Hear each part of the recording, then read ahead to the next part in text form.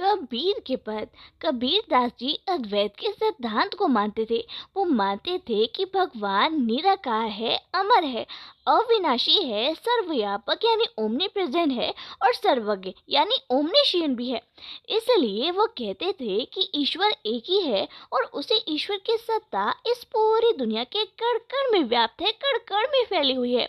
वो आत्मा को भी परमात्मा का ही अंश मानते थे और अपनी इस बात को वो अपने पहले पद में कई उदाहरणों के जरिए समझाने की कोशिश करते हैं।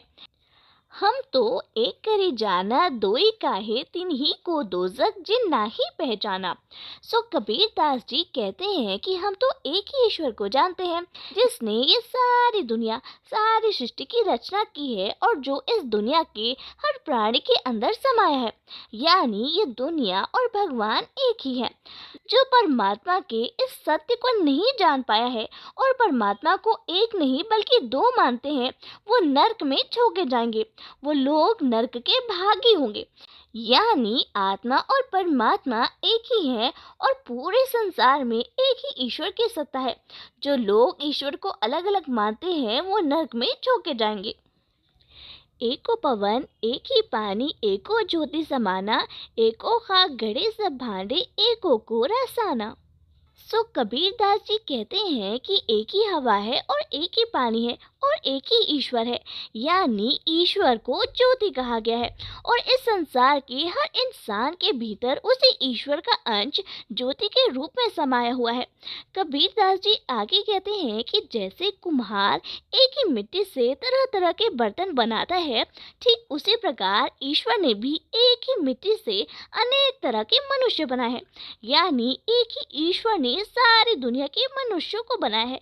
सभी मनुष्य एक ही हवा में सांस लेते हैं, एक ही पानी को पीते हैं, तो वो एक दूसरे से अलग नहीं है, वो एक ही है।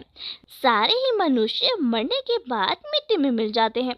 इसलिए हमें आपस में बैर नहीं रखना चाहिए और एक ईश्वर की उपासना करनी चाहिए। जैसे बड़ी काष्ठी काटे अग्नि न काटे कोई, सभी घाटी अंतरी तू ही व्यापक धैर्य स्वरूपी सोई। जैसे लकड़ी के भीतर आग हर वक्त मौजूद रहती है जो सिर्फ लकड़ी के जलने पर ही दिखाई देती है। कबीर दास जी कहते हैं कि जिस प्रकार बढ़ई यानी कारपेंटर लकड़ी को तो काट सकता है लेकिन लकड़ी के भीतर की आग को नहीं काट सकता, ठीक उसी प्रकार मनुष्य का शरीर भले ही मर जाता है क्योंकि मनुष्य नश्वर है, लेकिन उसके भीतर की आत्मा अमर है। आत्मा कभी नहीं मरती क्योंकि आत्मा परमात्मा का अंश है। यानी परमात्मा सभी जीवों के अंदर आत्मा के रूप में बसता है। कबीर दास जी आगे कहते हैं कि सभी प्राणियों के हृदय के भीतर वही ईश्वर अनेक रूप धर कर व्याप्त है।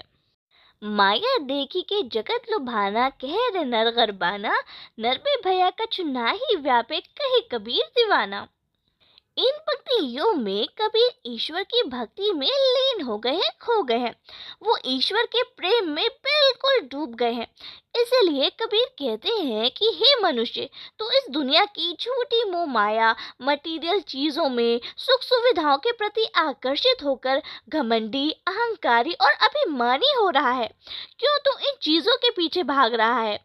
ये सब चीजें तो नश्वर है, खत्म हो जाने वाली है। कबीर दास जी कहते हैं कि इसीलिए संसार के सभी मोह माया के बंधनों से मुक्त होकर निर्भय होकर जियो और ईश्वर की भक्ति में लीन होकर उसे जानने और समझने की कोशिश करो।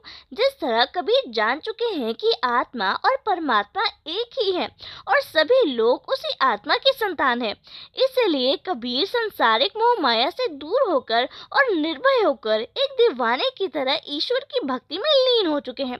सो आई होप आपके लिए एक्सप्लेनेशन हेल्पफुल हो। अगर आपके लिए वीडियो ज़रा से भी हेल्पफुल हो तो प्लीज़ मेरे चैनल को सब्सक्राइब करें ऐसे ही प्यारी प्यारी क्लास 11 वीडियोस के लिए।